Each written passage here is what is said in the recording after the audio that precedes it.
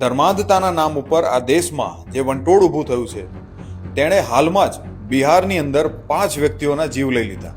6 તારીખ રવિવારના દિવસે બિહારના પૂર્ણિયા વિસ્તારમાં એક ગામની અંદર ડાકણ હોવાનો વહેમ રાખીને એક જ પરિવારના 5 સદસ્યોને જીવતા સળગાવી દેવામાં આવ્યા, કારણ કે ગામની અંદર એક બાળકનું વળગાડથી મૃત્યુ થઈ ગયું હતું। હવે ગામમાં પંચાયત ભેગી કરવામાં આવે છે અને તેમાં એક તાલિબાની નિર્ણય લેવામાં આવે છે કે આ ડાકણને મારી નાખવી, અને ત્યારબાદ 250 થી 300 વ્યક્તિઓનું ટોળું મધરાતે આ પરિવારના ઘરે ધસી જાય છે, જ્યાં તેમને પુષ્કળ માર મારીને બાંધી દેવામાં આવે છે અને ત્યારબાદ પેટ્રોલ છાંટીને જીવતા સળગાવી દેવામાં આવે છે અને તેમની લાશને ગામથી દૂર 2 કિલોમીટર એક તળાવમાં ફેંકી દેવાય છે, જેમાં 3 મહિલા અને 2 પુરુષો હોય છે। આ સમગ્ર ઘટના પરિવારના એક બાળકની આંખોની સામે થાય છે, જે કદાચ સંતાઈને આ ઘટના જોઈ રહ્યો હતો। શું વીતી હશે આ બાળક ઉપર?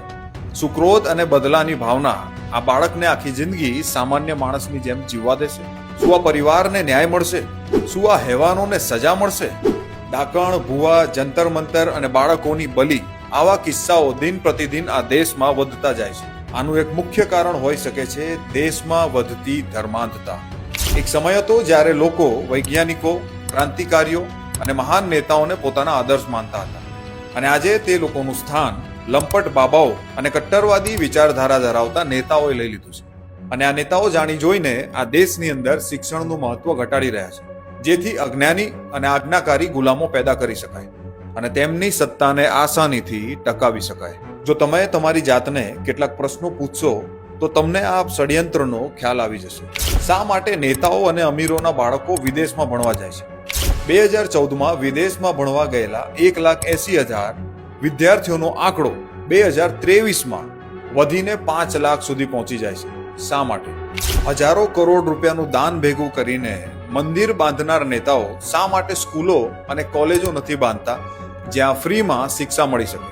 દરિયાની તળેટીમાં પૂજા કરવા પહોંચી જનાર નેતા શા માટે કોઈ ગામડાની સ્કૂલમાં આંટો મારવા નથી પહોંચી જતો? ये बड़ी अच्छी बात कही आप। જવાબ હું તમને આપી દઉં। ડોક્ટર બાબા સાહેબ આંબેડકરે કીધું હતું કે શિક્ષા એ સિંહણનું દૂધ છે, જે પીશે તે ગર્જના કરશે। અને અમીરોના આ નેતાઓને સત્તા ટકાવવા માટે સિંહોની નહીં, ઘેટા બકરાઓની જરૂર છે। જય હિન્દ।